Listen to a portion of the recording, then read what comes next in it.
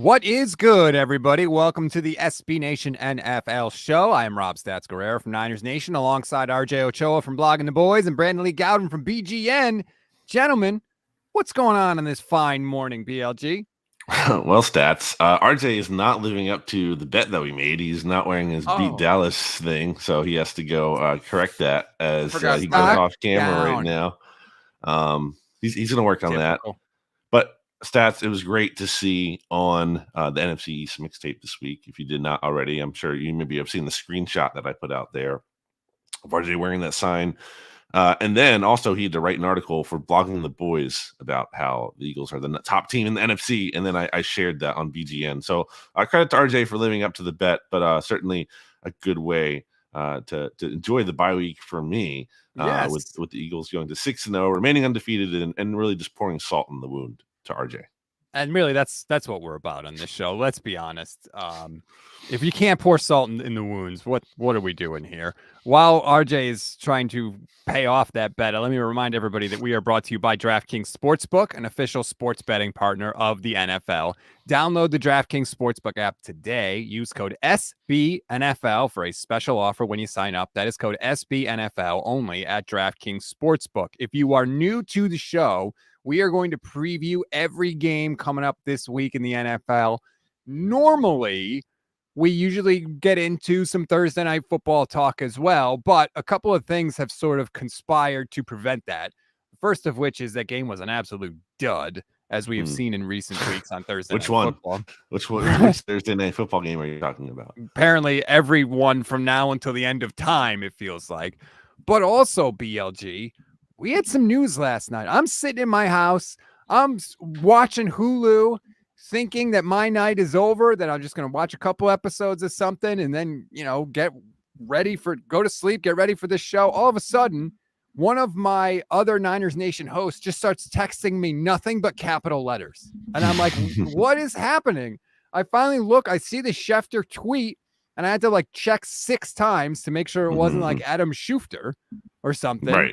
But all of a sudden, news comes across, boom, 49ers are trading for Panthers running back Christian McCaffrey.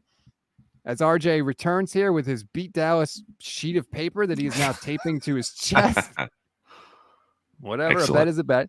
And so the trade is official, pending a physical, which seems like everything is fine. I know McCaffrey was flying to San Francisco today to get that all straightened out. The Panthers are getting the Niners' second-round pick in 2023, the third-round pick in 2023, the fourth-round pick in 2023, and a fifth-round pick in 2024. You first, BLG, your thoughts when you saw this trade? Yeah, I think it's an overpay. I mean, I think Christian McCaffrey can be effective, can provide some value to the 49ers, but it's a bet. It's all about, making good bets. And I don't know that this is a great bet for a guy who has played 10 games in the past 2 years, who's had some injury issues. Only in his age 26 season here, so he's not ancient, but he entered the NFL young at 21, so he already has a big workload on him already too. I know you can argue that, okay, this isn't like he's a pure running back and he does provide pass catching value, and that certainly makes sense in the 49ers system and everything, but I lean here towards the Panthers winning this deal, which is not a good place to be for the 49ers because that's not somewhere you want to be on the wrong end of. RJ? Well, my apologies. I really, truly forgot about the sign. Also, Brandon, sorry, we were out of clear tape. That's why it took a little bit longer. I had to go get some painter's tape. But thankfully, it kind of blends with the shirt that I was wearing. Fun coincidence. But the Philadelphia Eagles beat the Cowboys. So here I am. This was the final leg of payment on the bet. Anyway, I thought about this a lot, Stats, because I knew you were going to come in here in your typical Homer-ism and be like, this trade is awesome. I'm so sad that Stats is the Homer. He never crushes. I know. It was a joke. But this, I was trying to think of the trade this reminded me of because zap. What? You can't zap for this. This is stupid. I zapped you. You can't. You're zapped. It's official. This it feels like a panic move is not the right way to put it, but it feels like the Browns trading for Odell. Like it feels like forced and weird and wonky, and like, how is it really going to work? And what bothers me about it is like, if there is a team that has proved that you do not need like a high priced or luxurious or big name running back to have success on the ground, it's the Niners. Like, I mean, they are that's what I'm saying. They are the case study that you do not, to BLG's point, like the old school Denver Broncos, like, who cares? You don't need this guy. And so in that sense, it kind of feels like, well, our season's weird and like in this weird place, we just need do something, do anything, like just trade for it, bring somebody in. Like this feels like a left-footed move for the Niners. So there's a couple different things, and you guys kind of said it, which first of all, RJ, you got zapped, so I didn't think you should be able to say any of that, but here we are. I would not have made this move, for the record. I agree with everything you're saying. Here comes the but they did. So like now I need to get behind it. Like what? I'm not gonna That is homerism. I untake back my homerism comment. No, there's nothing I can do about it now. And we won't know if it's a good or bad trade. Number one, until McCaffrey plays and see how that plays out. And two, if I told you that they traded for Christian McCaffrey and gave up Ambry Thomas and Trey Sermon and Ty Davis Price, would you freak out about it? No. So we have no idea how big of a deal this is going to be. And for the Niners, look, they were desperate for something on offense. That last year, their big change was throwing Deebo Samuel in the backfield, and that jump started them, and he saved their season. He was like their get out of jail free card. They didn't have anything like that they could do this year on the roster. So what they did was they traded for Christian McCaffrey. And this is a Shanahan thing. He has wanted this sort of dual threat receiving, rushing running back. Remember, they paid big money for Jerick McKinnon when Shanahan first got there. And the whole plan was that they were going to have this whole system built around him for whatever that's worth. They never got to do that because he tore his ACL and he was never the same player.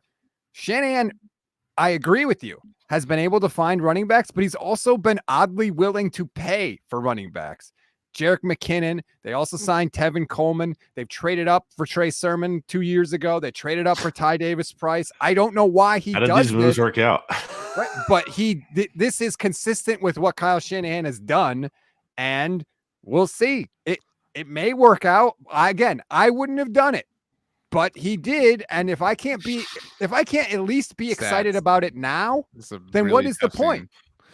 Dude, the other thing is, if we're talking about the football of it all, if the trade is for Alvin Kamara, your favorite player, like I hate it less.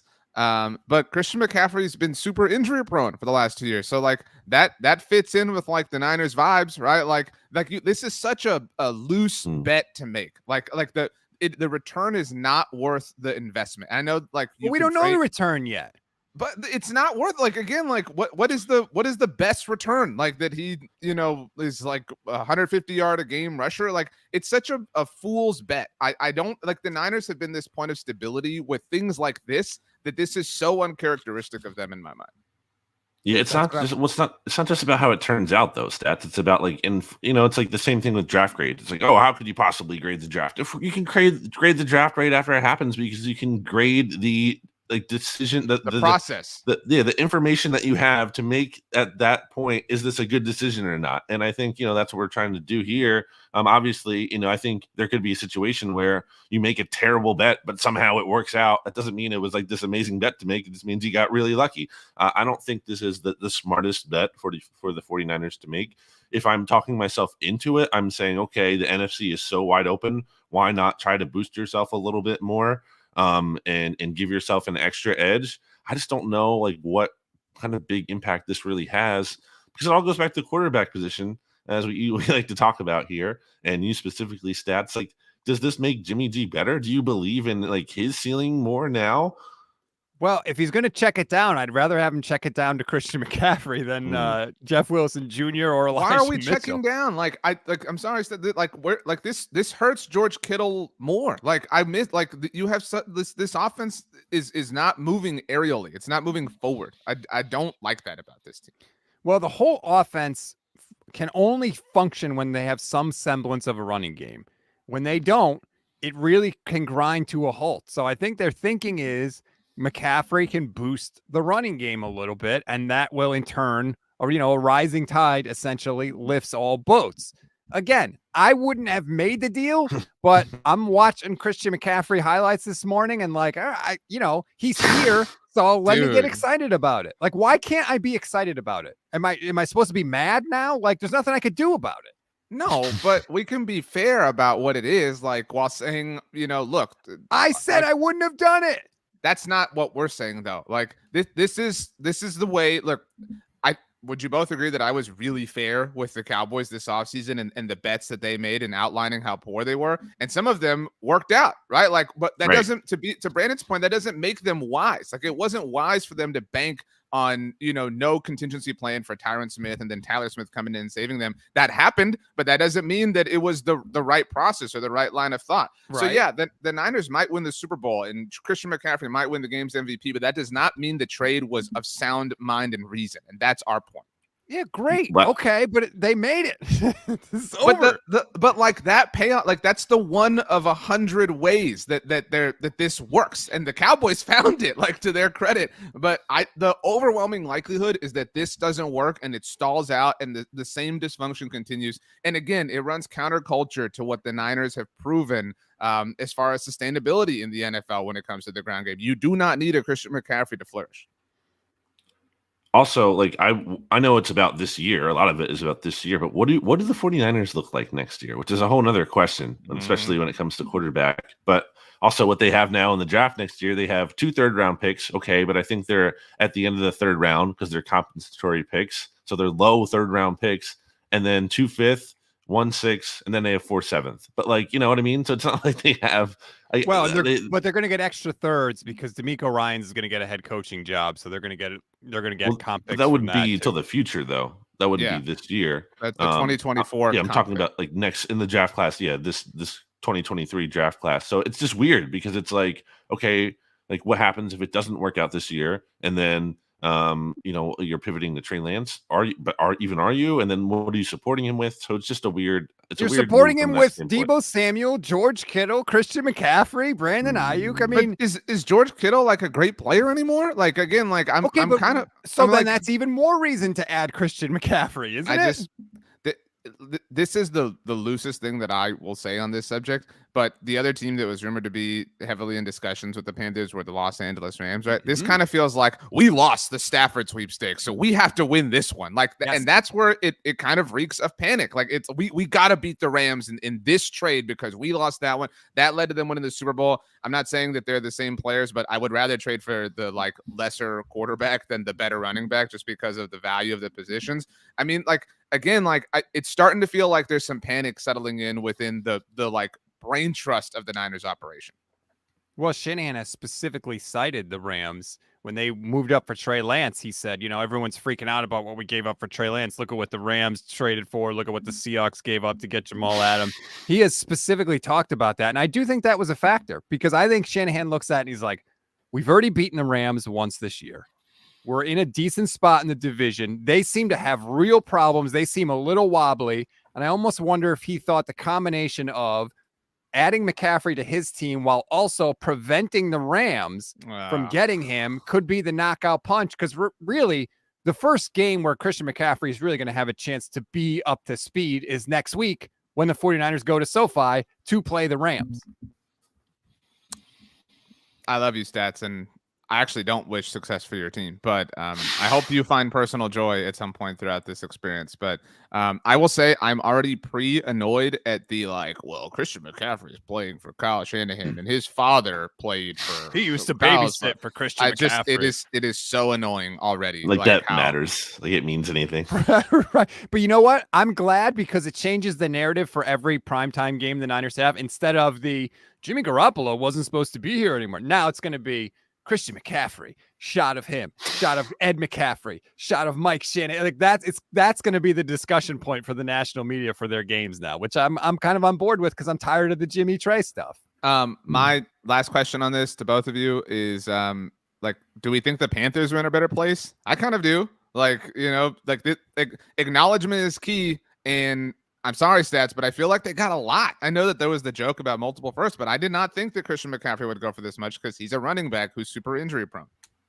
and is on a contract where he's the highest paid running back in the league, which typically is not a place where you want to be putting your resources. Yep. So yes, to get rid of that for a guy who certainly wasn't going to provide peak value to the Panthers with their timeline anymore, to get value for him, it'll be really interesting to see what they do. Otherwise, it doesn't seem like the most sense in the world to me that they would trade like Brian Burns and DJ Moore, because those guys are still young and can be, like long-term pieces for them at valuable positions too, relative to running back. So I would not like to trade those guys if I were them. But, look, they got rid of Robbie Anderson. They basically had to do.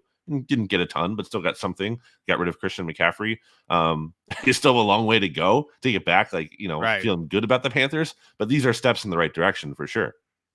Now, if they could just change those jerseys. By the way, McCaffrey's cap hit this year for the Niners is less than $700,000, and he's got almost no guaranteed money. You've reached the bartering phase. Is that true? Yeah, it's true. Like, what am I making this stuff up? Like, what is so bad about that? Year. I thought it was 2023. Sorry. No, I mean, okay, fine. But again, so we all agree that the most incompetent team in the NFL right now is the Carolina Panthers, right? It's close, yeah. So we could. There's a world where that's the truth. Agreed. So I think you respect mine and Brandon's opinions, right? And Brandon and I are both saying the Panthers won this. So that's what I said earlier. Yeah. Right. I mean, and a lot of people feel that way. And to Brandon's point, the Panthers have identified Brian Burns and DJ Moore, seemingly to this point, at least at the time of this recording, as assets they're not willing to give up. So the Panthers, the team who we think is in the running for the most incompetent one of the NFL, realized that they had to get out of this situation and found a taker. And I don't want to talk out of both sides of my mouth, but had the Buffalo Bills pulled this off, it's a different situation for me, because I trust that offense so much more. The Niners are in such a wonky place that's it feels like more in an situation. I mean, especially coming off the loss to the Falcons, right? It's right. We have to do something. I think that was part of it too, though. So they're down 2 scores to the Falcons with 10 minutes left. They get the ball back on the 1 yard line. It took them 2.5 minutes to go 20 yards. That's how broken this offense is. They cannot move the ball with any sort of speed down the field. Well, I think what's the precedent for this working out? That's a question Brandon asks a lot on the mixtape. Yeah. What's the precedent for this succeeding? I mean, not that means it's impossible, but what is it? I've seen it worked out for the Seahawks when they traded for Marshawn Lynch. It worked out for the Rams when they traded for Marshall Faulk. It's not like this never works out. Okay, so Jimmy Garoppolo is young, not broken Russell Wilson or Kurt Warner in these situations. I think that's the whole point, is that he's not those guys. So you're trying to do everything you can to elevate him. And I know it's backwards because usually the quarterback elevates everybody else, but this is the world that the 49ers live in. I think it's more Indianapolis Colts trading for Trent Richardson than anything else. No. Come on now. Christian McCaffrey is a better player than Trent Richardson. Trent Richardson at never the time averaged of, 4 yards a carry. I'm not saying that's not true, but at the time of the trade, that was Trent Richardson's second season in the NFL. He was awesome at the time of the trade. No, he stunk. Go look at his yards per carry. He was awesome as a rookie. Didn't he win Offensive Rookie of the Year? He was awesome as a rookie.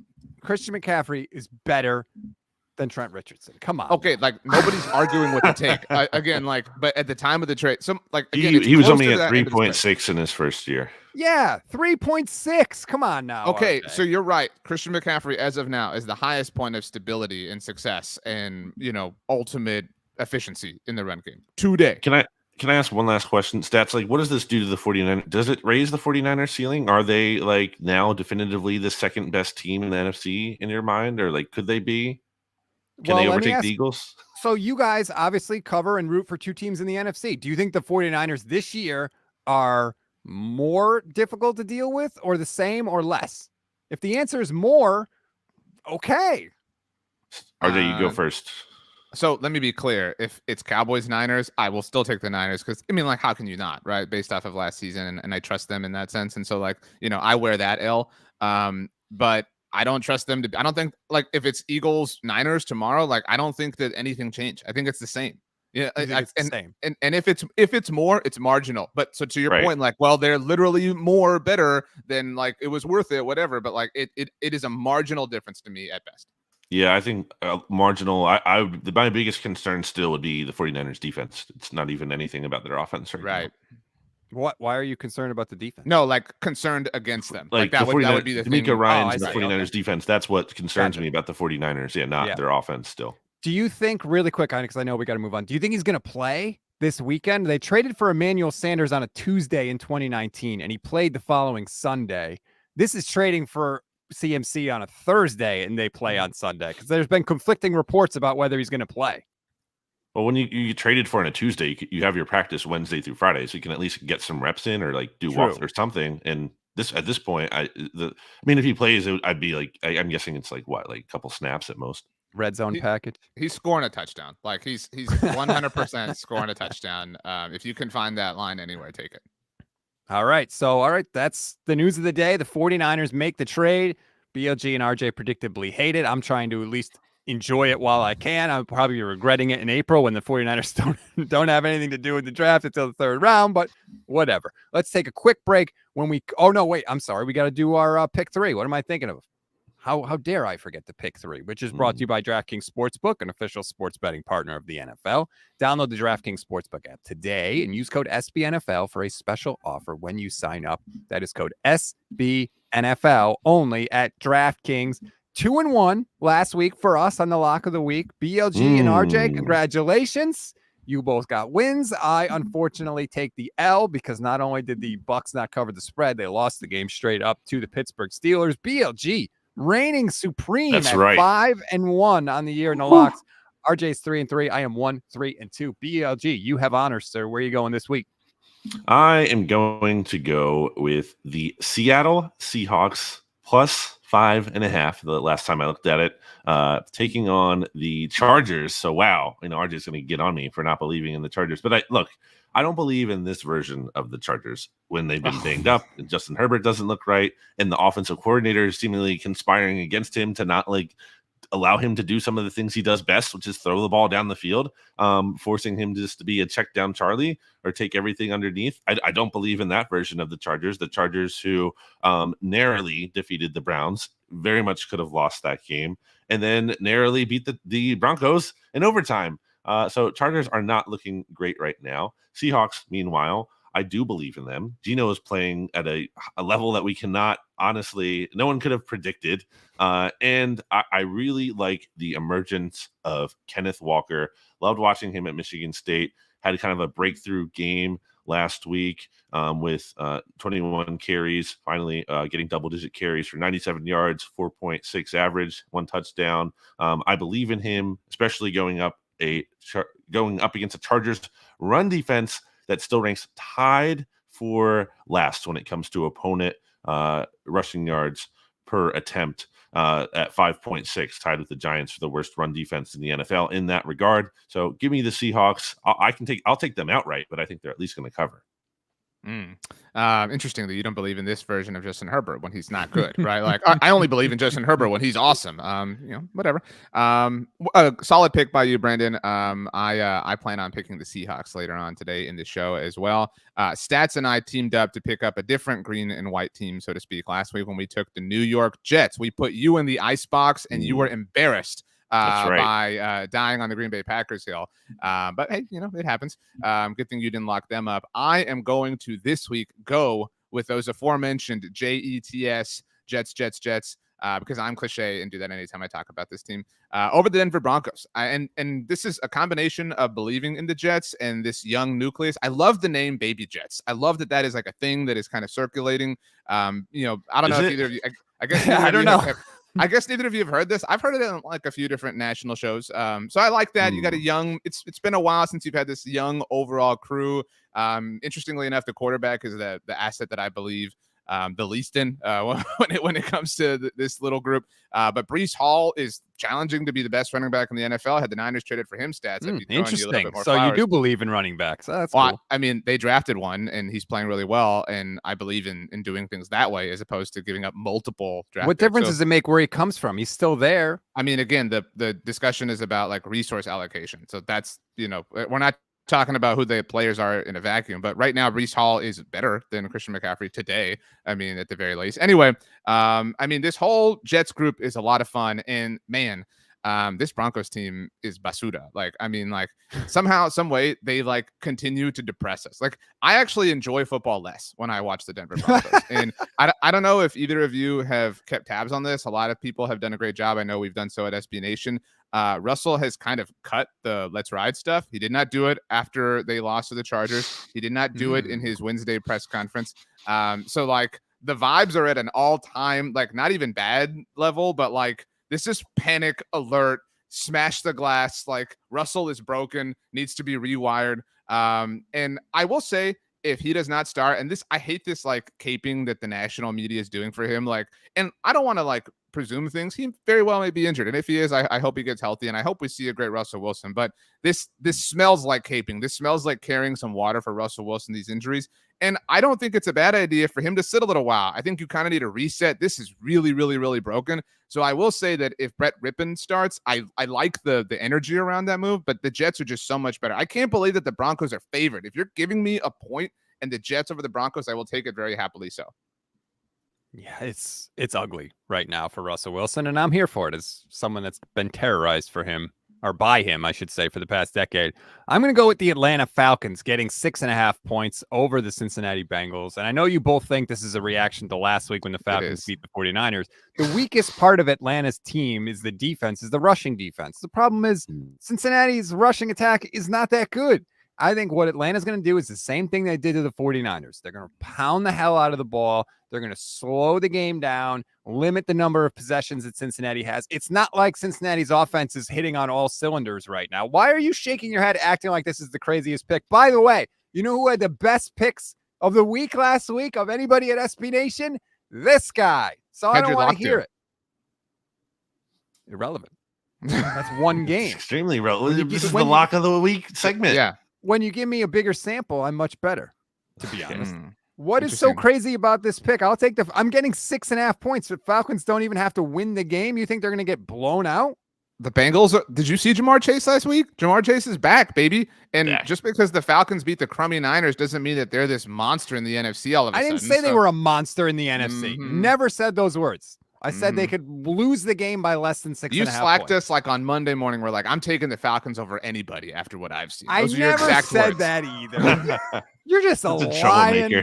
You're like Mike McCarthy in his introductory press conference with the Cowboys. Just lying. All right, so RJ, you have the Jets +1. BLG has the Seahawks +5.5. I have the Falcons +6.5. And that is our pick 3 lock of the week. Now, let's get to our same game parlay. We all lost last week on the same game parlay. We need to hit one. Yeah, we really need to pick up the slack. We'll go Seahawks at the Chargers. BLG, you are 2-4. You're tied with me for the lead in this, so you get to go first once again. Yeah, I mentioned Kenneth Walker earlier. I'm going to take an anytime touchdown for him. Chargers haven't been great defending the run. I think he is legit. We know the Seahawks are going to run the ball, so I think he's going to have the opportunity to do it. I feel very good about betting on him. I think last week, kind of a breakthrough for him, and I think he's only going to keep that going. So give me the Kenneth Walker anytime rushing or anytime touchdown score. Yep, and you and me are going to be buddies, BLG, because I'm going with Kenny Walker over 54.5 rushing yards. He's hit this over in each of the last 2 weeks. Like you said, the Seahawks are going to run the damn thing. I think it's going to work. I think he's could be coming on as one of the best running backs in the NFL. So I'll go Kenny Walker over 54.5 rushing yards. RJ? Sounds like the Niners about to trade some second-round picks for Kenneth Walker in the coming years. I will go the other side of this game. I will take Austin Eckler. I really have loved this like Austin Eckler assance that we're seeing with the Chargers. I know we're all like into the Justin Herbert experience. You can't just assance anybody. I literally just did. The floor is mine right now, stats. I will take Austin Eckler over 84.5 rushing yards at +260. Feeling very confident about that. Great job by us. We're all turning back time and going to the ground game. No passing props from us here this week. Welcome to the NFL in week 7. Look, we're desperate. We're trying to go for what we feel like is more certain. We really need to pick it up on the same game parlay. RJ, you're just 1-5 on that. I mean, you've been the worst of the worst on the same game parlays this year. I think we can all agree. That's you each have one more win than I have twice as many wins as you do, RJ. Okay. Twice as many. 100% more. Let's take a break. When we come back, we'll start to preview some of these games for week number 7.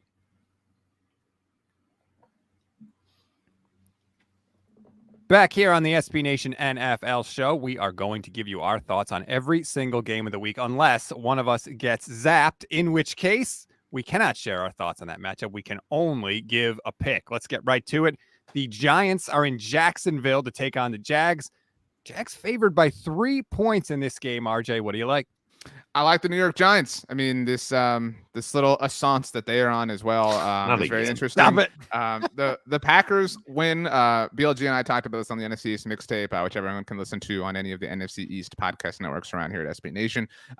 Really hard to kind of make something of that, which is why I'm still a little bit hesitant to go all the way in on the Jets. But +1, baby. Either way, the win over the Ravens, and I know that they have this like fourth quarter bugaboo, is impressive. And why are the what have the Jaguars done to be favored? Like, did Frank Reich set this line? I mean, like, like this is stupid. So I will take the Giants. This is the Tom Coughlin Bowl, but G-Man all the way. Yeah, the Giants just hang around. They're not like, they don't belong in the very top tier of the league. They certainly have their flaws and their issues, but despite all that, good coaching, and they hang around. Trevor Lawrence has not looked great since that little stretch he had in week 2 and week 3 that were really good. Like he completed 20 of his 22 passing attempts last week, had a touchdown for 113.1 pass rating. He had 165 yards throwing, kind of like propped up a little bit there. So yeah, it's hard to believe in the Jags right now relative to the Giants. So yeah, I absolutely like the points in this matchup because the Giants are at least going to keep it competitive. I think it's kind of a situation where it's like we thought the Jags were going to be better. Then all of a sudden they come out of the gate and they win 2 out of their first 3 games. And we're all like, yep, priors confirmed the Jags are going to be better. And it's like, well, maybe we were wrong about that. Now they've lost 3 straight games. I agree with everything you guys have said about Trevor Lawrence. And I just feel like the Giants themselves are starting to buy in now, right? They're picking up this belief that like, hey, maybe we don't even necessarily know how we're doing it, but we're doing it and we're going to keep it rolling. I agree with the line being weird on this. I know the Jags are at home, but like, give me the Giants. I have way more confidence in them. I will take the Giants and take the points. Next up, this game was my lock of the week. Falcons in Cincinnati. The Bengals are giving 6.5 points. RJ? Just don't think Marcus Mariota can do it offensively. And this, like, I know the Falcons can run the ball, but I mean, the Bengals can score so much more quickly. And I mean, Jamar Chase kind of woke up, and I'm not saying he's going for $150 every week, but I'm not the biggest believer in the Bengals, but they are good. They are one of the better teams in the NFL. I know that offensive prowess is down in the NFL, scoring is down, whatever, but I just trust them to kind of, put it away early. And you just can't climb out of that hole if your bread and butter is the ground game, which is why giving up multiple picks for running back in today's day and age is suspect. The Falcons have climbed out of that hole all year long. They've come back in every game.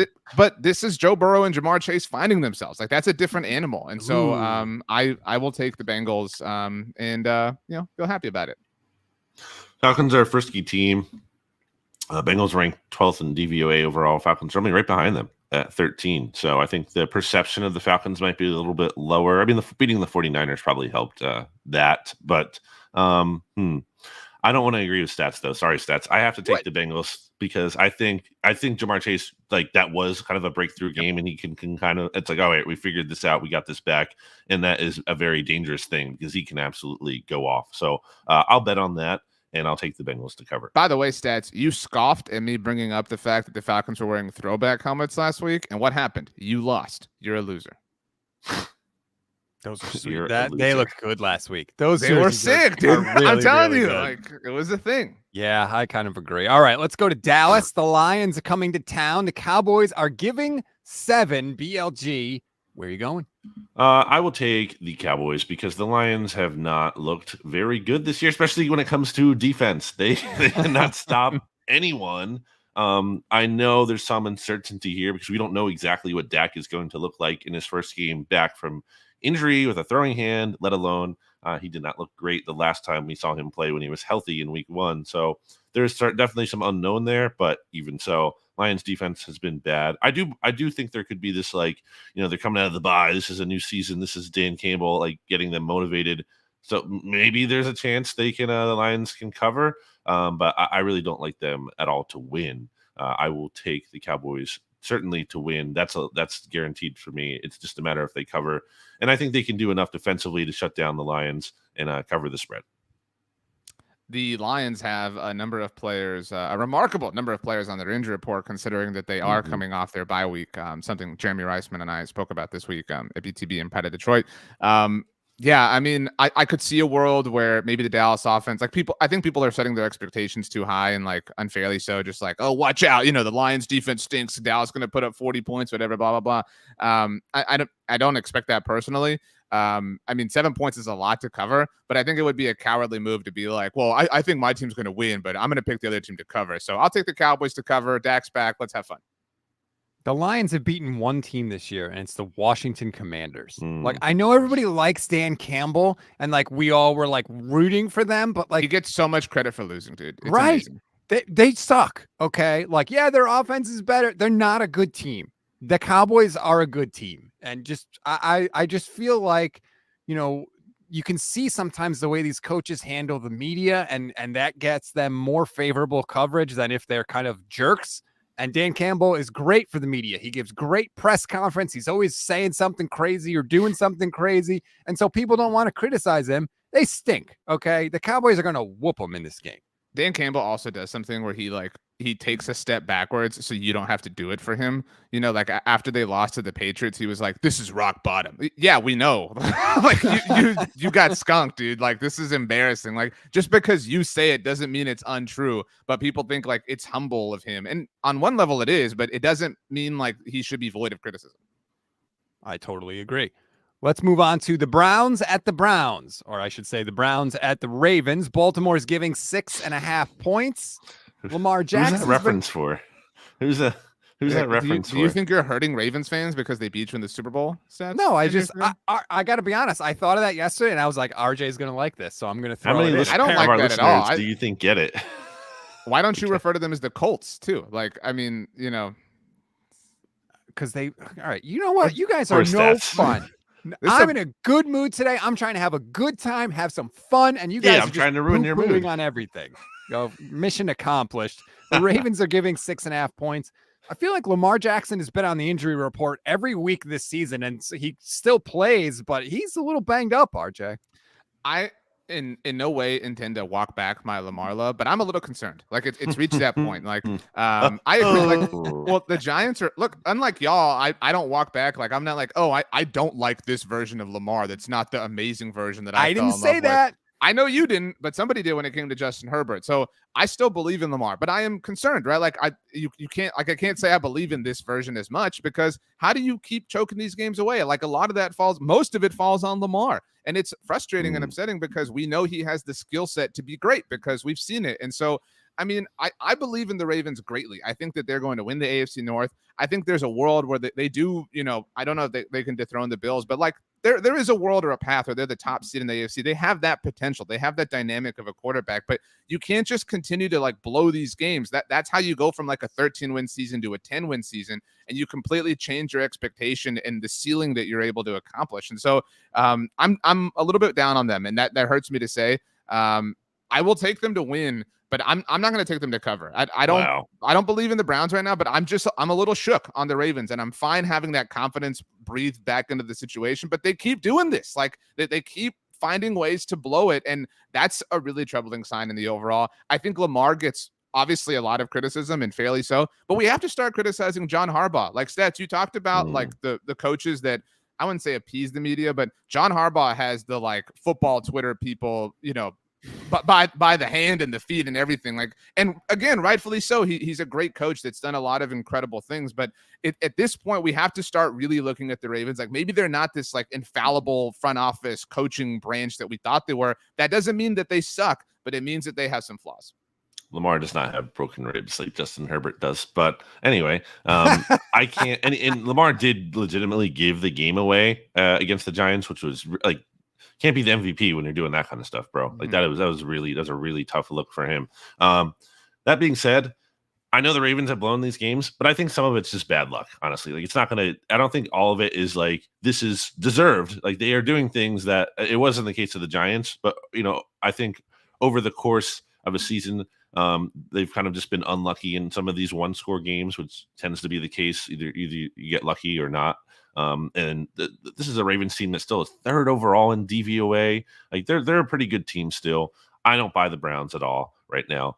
So give me the Ravens. I think they can take care of business here.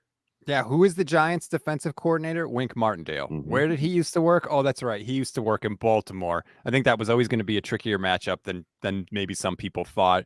I had to say, though, I'm a little shook also, RJ. I mean, no one cares, I know, but Lamar's my fantasy quarterback, and I have been living and dying with him every week, and I don't like the fact that he's on the injury report every week. We all know the style he plays with. That's not going to change, especially with Greg Roman continuing to call the offense in Baltimore. If he can hold up, they can beat anybody, but they're going to put that to the test. The Browns are not terrible. I would have felt a lot better with. I would have felt a lot better if Jacoby Brissett didn't throw a putrid interception at the end of that game against the Chargers. But I think Baltimore wins this game. Do they cover the spread? I'm going to say yes. I'll take the Ravens and I'll give the points in this one. Moving on, the Bucs are in Carolina to play the Christian McCaffrey-less Carolina Panthers. The Panthers are getting 13 points in this game, BLG. I took the Steelers to cover last week because I did not like. Did I take them out right? I don't know. I took them to cover at the very least, and they beat the Bucs. Bucs 5s are just not good, man. Not to say the Panthers are better. Panthers hung around with the Rams for a little bit before ultimately, kind of losing control. Panthers are in a bad spot. Just not good. They only got worse by getting rid of Christian McCaffrey. 13, so many points. It's tough. It's a good line because it's so tough. It's so many points. I'll take the Bucs. I don't feel good about it at all. I can't really put my faith in the Panthers right now, but I would not bet. My advice is to not bet this game or not pick this game if you can avoid it. Tom Brady right now, and I really don't like all of the discussion about his personal life and stuff like that. Let the man live the way everybody gets to live. But he does sort of have these vibes of Leonardo DiCaprio's character in Wolf of Wall Street, I'm not going anywhere. It's like Tom is just married to the NFL at this point. And I don't mean that as some sort of joke about his personal life either. It's reached a point of uncomfortability. It's awkward and tense, and nothing about it is enjoyable. And I do think there's something funny to the fact, I'm not somebody who's Tom Brady gets all the breaks, but of course the get right game that the Bucs need. It's the other team they're playing that already stinks traded away their best player to a team that was dumb enough to take him. And so that being said, you've got to be a legit team for me to give you 13 points to play with. And I'm not willing to do that. Bucs win, Panthers cover. I do think there's something to what you're saying. I mean, Tom Brady's 45 years old. He's been a football player since he was a teenager. So we're talking more than half of his existence on this planet. 75% almost. It's hard to adjust to that, especially when this is not like Kobe Bryant in his final year, Peyton Manning's final year. Brady is still slinging it, man. He can still throw the ball at an incredible level. If the Bucs were playing anybody else, though, I would be inclined to go against them because I just him screaming at the offensive line. It just big loser energy coming off them right now, but the Panthers are the Panthers. So yeah, I'll take the Bucs and I'll give the 13 points. Wow. I know. The Packers of Green Bay are going to play the Commanders. The Commanders are getting 4.5 points. BLG, talk about bad vibes. What is going on in Green Bay? Just another line. I do not like this at all. I think I'm going to take the Packers to win, but I think I'm going to take the Commanders to cover. And I think Taylor Heineke can give the Commanders a little bit more in terms of at least moxie. Hard to quantify maybe, but also just his mobility, his ability to kind of run around a little bit more than Carson Wentz can at this point in his career. I think there's something to that. I think a quarterback change can sometimes give you a little bit of a spark. Packers have not looked right, certainly. Two teams I really do not feel good about right now, but I think it could be a close game, and that's why I'll take the points, but I'll take the Packers to win the game. The New York Jets and New York Giants were tied for the most losses in the NFL since 2017 when this season began, and the Packers lost to them both back to back once at Lambeau Field. And if this was the Carson Wentz Commanders, I'd be all in on the okay, this is the get back game for Green Bay, the Packers of Green Bay, as you put it. I mean, Taylor Heineke is the better quarterback on that team right now. I kind of I'm kind of feeling it. I'm kind of leaning in that direction. I'm kind of willing to trust. I will take the Commanders outright. If you're giving me points, that's all fine by me.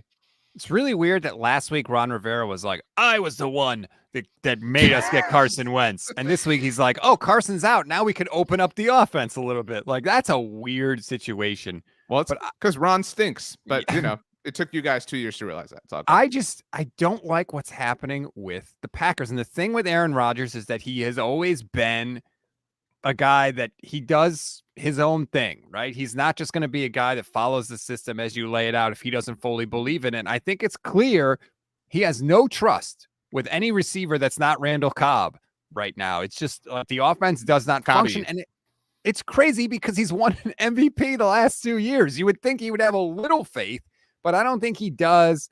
4.5 points. I don't think the Packers lose, but I'll take the points in this one. I don't like the vibe in either team in this game. That means that I am in the icebox. Not really, because we all fun fact, the icebox. Plus Winter is coming. I'm in the icebox. People love it, Stats. Yeah, they do. All right, Colts at Titans. Who cares about this game? Both of these teams stink. The Titans are giving 2.5 points, BLG.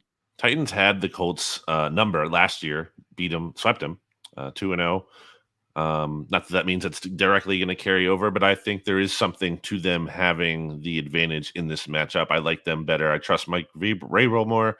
I like Ryan Tannehill probably better than Matt Ryan at this point in his career. There's a lot of things that I like more so in the Titans' favor than I do with the Colts. And this is a very big game. This is like, take control. This game, while, obviously there's still a lot of season left, I think could really dictate who wins the AFC South. And I think the Titans put their stamp on the division, prove it's still their division, and get a win here and cover. I, in no world, will pick the Colts for like 5 years. I don't believe in it. I will say that this isn't a huge opportunity to Brandon's point. Like they could be first place in the division after this week if they win, right? Like, and that, I mean, I know you roll your eyes, Stats, and like I do too, but like that's a thing, right? Like to be that at that place at Halloween. I mean, given the way they looked on Thursday Night Football a few weeks ago, I mean, I don't believe in it happening by any stretch of the imagination.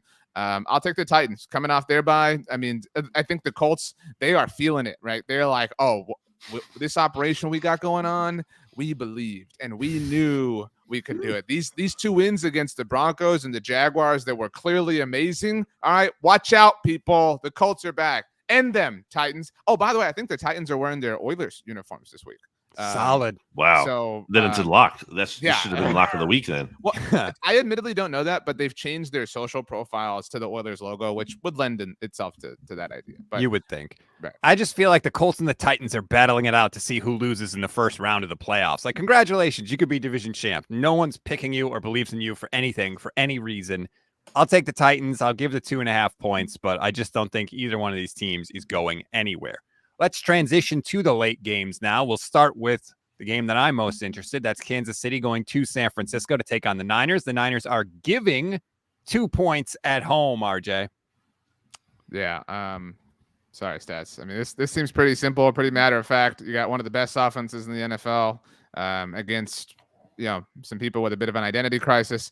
I know the Chiefs defense is not the most sound thing in the world. And I mean, plus you get pissed off Patrick Mahomes having lost last week and having thrown a game-losing interception. Sorry, KC all the way.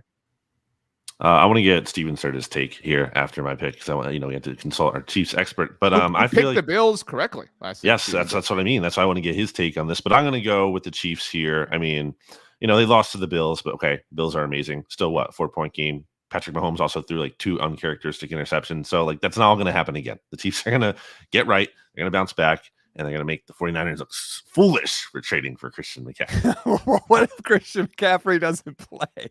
Doesn't matter. Chiefs are going to win, and Christian McCaffrey is not going to save the 49ers season. Chiefs win and cover. Steven, chime in on this one. Help us out.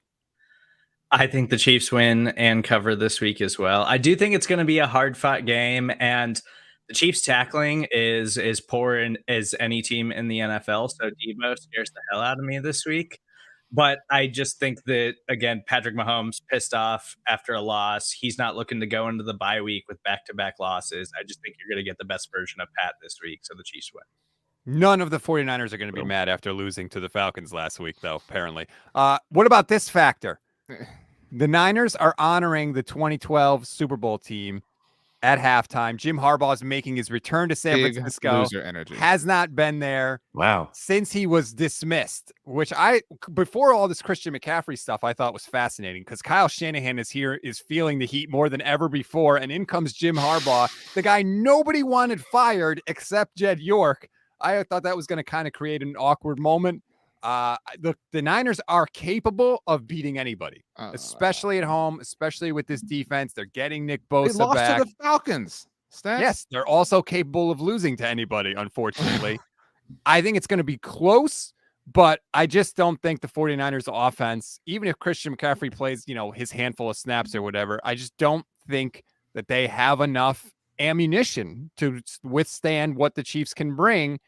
So as much as I'd like to think the 49ers can, and I think they can, I got to pick the Chiefs. And the fact that the Chiefs are favored on the road by 2 points really tells you Vegas thinks that they're like 5 or 6 points better than the Niners. Brandon, I would like to ask you, how do you feel about the Niners honoring a team that lost the Super Bowl? Bad.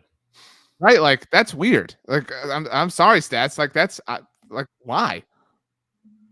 Because they were an awesome team. It's been years. Are they going to turn the lights out at halftime in the ceremony? I don't know. I mean, but who? Like, why? Like, is Patrick Willis going to be there? Yes, Patrick Willis is going to be there. Colin Kaepernick may be there. We don't know. Wow. Justin Smith's going to be there. Navarro Bowman. Alden Smith is going to be there. I don't know. I'm pretty sure Alex will go. I think it's kind of like they specifically scheduled this on Michigan's bye week so that Jim Harbaugh could be there. That's such a weird thing to me. Like, last year, did the 2011 Patriots get together and celebrate? Like, 18-1, baby. Yeah, like, oh no, that you're thinking of the Super Bowl before that. Whatever. But like, still, like, why? Like, they lost. I just think that's weird. Like, hey guys, great times 10 years ago when we lost the biggest game of our lives. Is Michael Crabtree going to be there and complain about not getting a PI call? I don't know. That would be awesome. I want to hear Jim Harbaugh give a "Who's got it better than us" over the stadium speaker at halftime. The Ravens have it better than y'all. That's who.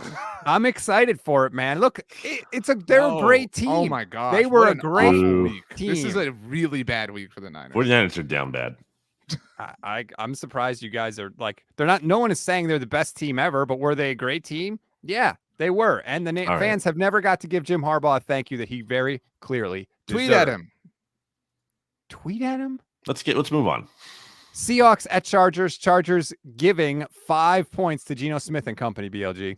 I already made this my lock of the week. I had it 5.5 when I last looked, but I'll take it at 5 as well. I'm not going to get into it again because I already said it in the lock. But Chargers run game good. Seahawks run game good. Chargers run defense bad. Geno Smith balling out. Chargers haven't looked great recently, so give me the points, and I'll take the Seahawks outright as well. I don't think he has the lowest stock in the NFL, but I think he's had the biggest stock drop off. And I'm talking about Brandon Staley. Like, dude, what? Like, what is happening here? Like, he is in contention for one of the worst coaches in the NFL right now. People are like, oh, is Sean Payton going to go to the Panthers? No, baby. He listed the Chargers as one of the teams that he wanted to coach. He's in LA. It makes sense. He's got a quarterback. This Brandon Staley is a little in over his head, but he reads books and he drinks coffee and he's a millennial. He probably listened to Taylor Swift's Midnight album last night. No, I'm out. Brandon Staley sucks. I'll take the Seahawks and feel very, very good. Give me points. I feel even better. I do agree that the Staley stock has never been lower. Who have the Seahawks beaten this year? The Broncos, the Lions, and the Cardinals. Like, yeah, their offense has been better than we expect, but like, are they really as good as we think, or maybe not? Plus, their defense is absolute garbage. I'll take the Chargers in this one. I'll give the points. Geno's played well. I agree. But their offense is awful right now, Stats. Revenge game for Geno. Going back to the Chargers. Don't write him off. He didn't write back yet, which really makes no sense, but whatever. Texans going to Vegas to take on the Raiders. The Raiders are giving 7 points, BLG. What's going on with the Raiders? What do we think of them? I think, the Raiders could have beaten the Chiefs. It wasn't like they weren't that far off. They didn't ultimately. But they looked good and respectable. And I think the Raiders are a little bit better than their record indicates, not dramatically, but a little bit.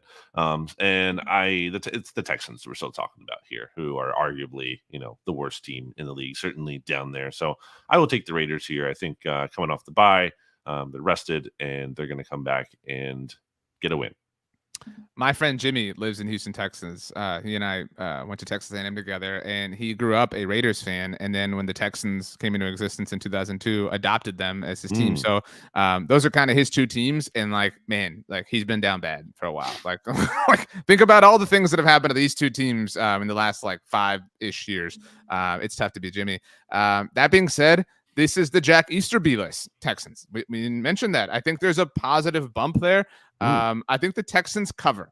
I'm not willing to go that far and say they win, but I'm in no way in a position to give the Raiders 7 points in any way, shape, or form. And this would be again, just based off my experience with my friend Jimmy, the most both Raiders and Texans thing to do. For the Raiders to just kind of blow this to the Texans, and Texans to kind of have this weird upstart win or whatever. So Texans cover, Raiders win. I think that's the exact right take, RJ. If you even look at the Raiders, all their games this season have been within one score except one. So they're not blowing anybody out. I think that the Raiders will win, but the Texans have enough to make it respectable. So I will take Texans and I will take the points. Wow. Let's go to Denver now. The Jets are in town. Jets, just to be cliche. Broncos giving a point in this one. We know where RJ stands, BLG. Where are you? I'm going to take the Broncos. And here's why. I still don't believe in Zach Wilson. It just doesn't feel like they're going to be able to keep doing this. Their quarterback is not good. He's literally never looked good one time. As opposed to the one the Broncos have, right? They're doing okay, but I believe in the Broncos defense at home. And I think there is going to be a cost to pay for Zach Wilson not being good at some point here, where he commits multiple turnovers, and that allows the Broncos to do just enough on offense, and the defense kind of clamps the Jets down, and they win. Do I feel better about the Jets vibes than I do with the Broncos vibes? Yes, currently, yes. But I just feel like there's something that Zach Wilson part of it is holding me back from fully buying in on the Jets, which I want to do. I want to believe they're here, they're finally for real, but that part is tough for me still. And, I know the Broncos aren't in a good spot, but they're at home. And I think the defense is legitimately good. So I'm going to bank on that. And I'm going to say the Broncos win. I wanted to add one thing, Stats. The Elijah Moore thing is kind of weird, right? With the Jets. He wants out, he doesn't want out. I'm not saying Robert Saleh is handling it well, but I think he's handling it, about as well as you can, with a disgruntled player. Obviously, you don't want to lead to a Robbie Anderson situation like what the Panthers had. But that being said, I what does Nathaniel, y'all love to ask, what does Mike McCarthy do? What does Nathaniel Hackett do? Melvin Gordon's out here liking tweets about how he needs to be traded and the Broncos suck and blah, blah. And then on Wednesday, it's well, Melvin Gordon's starting. Nathaniel Hackett is a walking pushover. Everybody in that organization has a say over everything except for him. And I will say, Stats, you remember the old school version of Look Ahead. I had Robert Saleh as a low key, maybe first head coach fired. I had Zach Taylor as my first head coach fired last year. So it's the opposit of a kiss of death for me. If I pick you for that in the offseason, you kind of wind up, doing all right for yourself. So I think the vibes in Denver are obviously off, but I think Robert Saleh has a much more firm grip on his locker room than what Nathaniel Hackett has going on with the Broncos. Yeah, I think that's fair. It just seems like nobody's at the wheel for the Broncos, or if there is somebody, it's Russell Wilson, and he's going to steer the ship into a wall or a bridge embankment or whatever you crash into. Iceberg, I guess, since we're talking about a ship. I like the vibe the Jets have going. I will say I agree with your Zach Wilson criticism. And I actually saw Josh Norris was tweeting out, if you look at Zach Wilson's passing charts for the past couple of games, he doesn't throw to his left. He doesn't. It's not like he's not completing. Mitchell Trubisky. He doesn't throw to his left. He's not an ambi thrower, to go paraphrase Zoolander. That's weird, but Sauce Gardner is the truth, man. I like the swag. He's walking around with the cheese head. He's got the cheese head in his background as he's streaming video games. I like the confidence there by the Jets. I'll take the Jets, and I'm getting a point in this one. I'll go with that. All right. 2 more games on the slate. Sunday Night Football. Steelers in Miami to take on the Dolphins. Dolphins -7. I believe, correct me if I'm wrong, RJ, Tua is back. That's my understanding. I mean, and as I understand it as well, Kenny Pickett is cleared concussion protocol, so not exactly sure what's going to happen there. Obviously, it's a sensitive issue for the NFL, and so of course, the two biggest stories in that world are facing off against one another in primetime. I was almost at the point when I was making our picks for the SB Nation experts picks at SBNation.com where I was like, the things are so off with the Dolphins that I'm willing to kind of trust the Steelers. It's Mike Tomlin, right? He finds a way, but like that magic is like wearing itself out. And I know they beat the Bucs last week, but like that felt like, really like kind of the Steelers playing in over their heads. If Tua's back, I don't think that we're seeing the Dolphins offense from earlier in the season. I don't believe in the Dolphins long term. I will take the Steelers to cover, but I think the Dolphins do win this game. Tyreek Hill is almost on pace for 2,000 yards this year. Like nuts. 1,986. It's insane. He's unstoppable. I believe more so in the Dolphins with Tua than I do with their backup or their third string quarterback. That was my stance earlier in the season. So I will maintain that I believe in the Dolphins with Tua, and I will take them to win this game and cover, even though it is a dangerous proposition to bet against Mike Tomlin as the underdog, as stats found out last week. I'm stunned that they won that game straight up. I'm not all in on the Dolphins. I really am not willing to say that like they're going to be this offensive powerhouse just because Tua is back. Tyreek Hill is amazing. I think they'll win this game, but I think I'm going to take the points in this one. Maybe Mike Tomlin hasn't just enough to muddle through and keep it close. I still don't know what to think of the Steelers either. It's just such a weird year for them. Mitchell Trubisky may have been yelling at Deontay Johnson in the locker room. Like, I don't know what's going on there. It's just a weird situation. So I think the Dolphins will win, but I will take the Steelers and the points. We have one game left on the slate. It's Monday Night Football. It's the Chicago Bears in New England to take on the Patriots -8 BLG.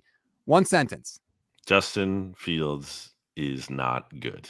I'll take the Patriots -8. This game is a good opportunity to do something else, but the Patriots. Justin Fields versus Bill Belichick. Patriots by anything.